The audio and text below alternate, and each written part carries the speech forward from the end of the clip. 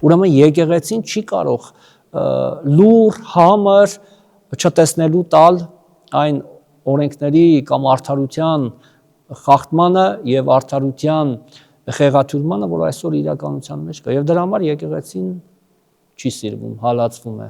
Մեր պատմությունը ժողովրդի եւ եկեղեցու ցույց է տվել եւ ապացուցել է, որ հայ եկեղեցին մշտապես եղել է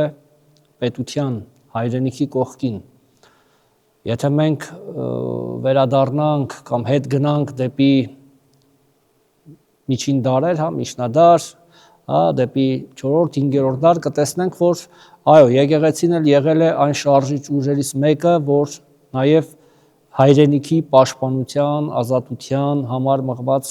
պայքարներում եղել է առաջամարտիկը, մեր հոգևորականներն էլ, բայց եկեղեցին երբևէ նպատակ չի ունեցել դառնալու աշխարհիկ կառույց, որովհետև իր հոգեփրկչական առաքելությունը այլ է։ Մենք որպես հոգևորական գործ ունենք մարդկային հոգու հետ։